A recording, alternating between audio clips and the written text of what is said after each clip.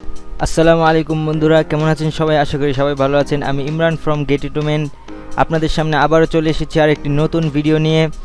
আজ আমি Adobe Photoshop এর ইন্টারফেস সম্পর্কে আপনাদেরকে ধারণা দেব। আমরা ফটোশপের প্রত্যেকটি টুলস নিয়ে আলাদা আলাদা করে ভিডিও তৈরি করে আমার চ্যানেলে আপলোড করব, আপনারা শিখতে চাইলে দেখতে পারেন। আজ আমি শুধু ফটোশপের ইন্টারফেস এবং এই সফটওয়্যারটি যে তৈরি করেছে তার সম্পর্কে হালকা আপনাদেরকে ধারণা দেব, কারণ আপনি যে সফটওয়্যারটি শিখতে যাচ্ছেন সেই সফটওয়্যারটির ইন্টারফেস সম্পর্কে আপনার জানা খুবই প্রয়োজন। তাহলে চলুন কথা না বাড়িয়ে শুরু করা যাক। আসছি ইন্ট্রোর পরে।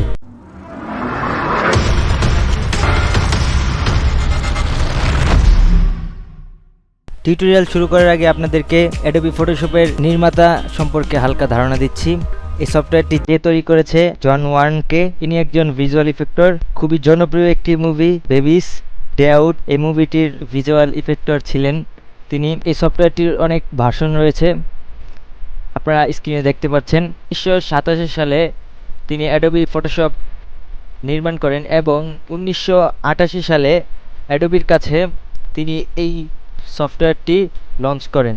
এই পর্যন্ত যতগুলো ভার্সন বের হয়েছে তার মধ্যে সবচেয়ে আপডেট ভার্সনটা হচ্ছে অ্যাডোবি ফটোশপ 2019। আমি ইউজ করছি 2018, কারণ 19টা নতুন মার্কেটে এসেছে, তাই এটা সেট আপ দিতে গেলে একটু হালকা সমস্যায় পড়তে হয়। তাহলে চলুন আমরা ফটোশপে ঢুকে পড়ি এবং ইন্টারফেস সম্পর্কে আপনাদেরকে হালকা ধারণা দিই। এই হচ্ছে অ্যাডোবি ফটোশপ, এটা হচ্ছে অ্যাডোবি ফটোশপের ইন্টারফেস। এইখানে যে উপরে দেখতে পাচ্ছেন অনেকগুলো অপশন রয়েছে। উপরে যেটা দেখতে পাচ্ছেন এটা মেনু বার, আর নিচেরটি হচ্ছে অপশন বার, আর এগুলো হচ্ছে, আর এই বাম পাশে যেটা দেখতে পাচ্ছেন এটা হচ্ছে টুল বার, এবং ডান পাশে যেটা দেখতে পাচ্ছেন এইখানে এটা হচ্ছে প্লেট, আর এটা হচ্ছে লেয়ার প্লেট। এবার আমি আরও একটু ধারণা দিই আপনাদেরকে। এটা হচ্ছে মেনু বার, এখানে অনেকগুলো মেনু রয়েছে। আমার এখানে 11টি মেনু রয়েছে, আপনাদের কম অথবা বেশিও থাকতে পারে। আর নিচে যেটা দেখতে পাচ্ছেন এটা তো বললামই অপশন বার। অপশন বারটা আসলে এখানে যে টুলগুলো রয়েছে আপনি দেখতে পাচ্ছেন, আমি যেটা সিলেক্ট করছি এখানে অপশন চলে আসছে, তার মানে এই টুলের অপশনগুলো এখানে চলে আসবে। আর এটা হচ্ছে ওয়ার্ক এরিয়া, এটার মধ্যে আপনাকে সব কাজ করতে হবে। আমরা যদি মেনু বার থেকে যে কোনো একটি মেনুতে প্রেস করি তাহলে দেখতে পাচ্ছেন অনেকগুলো অপশন চলে এসেছে। এরকম এখানে অনেকগুলো অ্যাক্টিভ না, কারণ আমরা তো এখন কোনো কাজ করছি না, তাই এগুলো অ্যাক্টিভ না।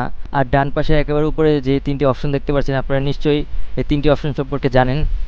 এটা হলো close button, restore button, minimise button, আর এখানে হলো সার্চ বার।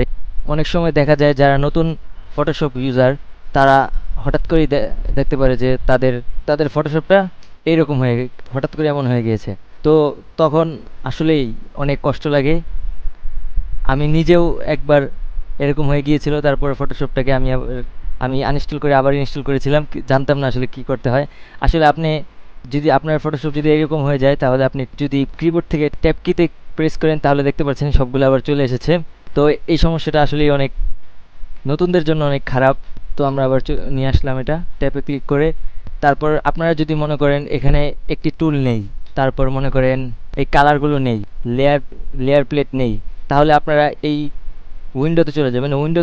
উইন্ডো থেকে আপনারা এগুলো যেটা নেই সেটার নাম দেওয়া আছে এখানে, আপনারা খুঁজে খুঁজে নিয়ে আসবেন। যেমন আমার এখানে টাইমলাইন নেই, আমি যদি এখানে টাইমলাইন দেখতে পাচ্ছেন এটাতে ক্লিক করি তাহলে দেখতে পাচ্ছেন এখানে টাইমলাইন চলে এসেছে।